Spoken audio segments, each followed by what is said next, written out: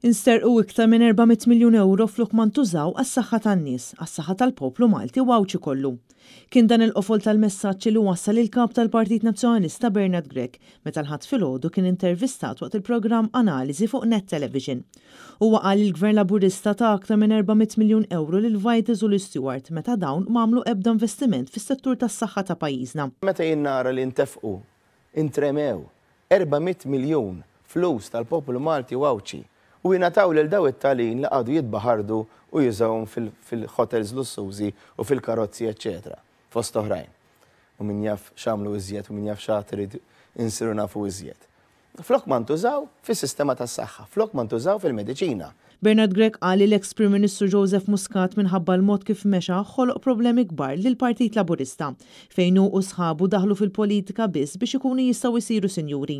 Fejn issa qed naraw il-konsegwenzi tal-patti mxajtan li l-Prim Ministru Robert Abela għamel ma' Joseph Muscat. Robert Abela għadu sal-lum maqbut fil-kompromessi fil-ftehim illi jagħmel ma' Joseph Muscat. U Joseph Muscat jibqa' jiġri wara Robert Abela, jibqa' ifakru joħroġ anke jitkellem wara kull skandlu tmissnix għax inniżlek. Bernard Grech qal il-Partit Nazzjonalista se jkompli jiġri wara l-verità u se jibqa' jaħdem biex il-poplu Malti verament ikollu servizz tas-saħħa li jixraqlu, servizz li jkun tal-aqwa kwalità.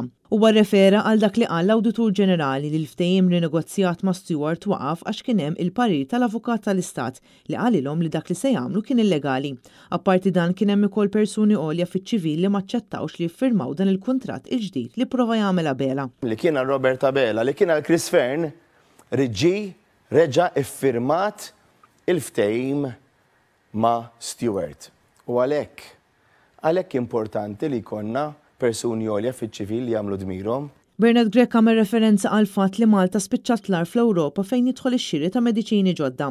Dan ifisser li pajjiżna mhux qed ikollu l-iktar mediċina avvanzata, fejn is-settur tas-saħħa qed jgħix kontinwament sfida wara oħra u l-pazjent qed jispiċċa jbati. Bil-korruzzjoni tħallas int u sfortunatament ma tħallas biex bil-flus, ma tħallas ukoll billi ma jkollokx l-aħjar servizz tas-saħħa li lilek jista' jgħinek tkun aħjar u li tista' tagħmel operazzjoni li inti għandek bżonn malar kemm jista' jkun. Il-kap tal-Partit Nazzjonalista qal li pajjiżna sena wara sena qed jirreġistra deficit ikbar u dan juri kemm il-Gvern ta' Robert Abela m'għandux pjan kif se jkabbar l-ekonomija ta' pajjiżna.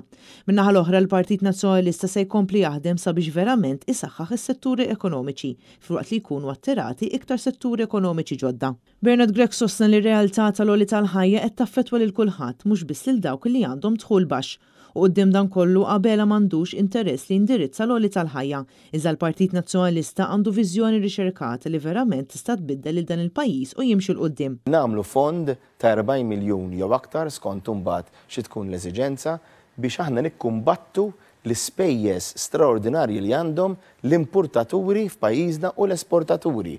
Imma mbagħad ħriġna b'soluzzjonijiet oħrajn, proposta illi fost oħrajn ma tiġix intaxxata il-kola. Il-kap tal-Partit Nazzjonalista tkellem ukoll dwar l-ambjent fejn propju l-ġimgħa l-Partit Nazzjonalista organizza konferenza flimkien ma' numru ta' NGOs fejn il-partit wera li se jkompli jfassar politika li tisma' lil kulħadd.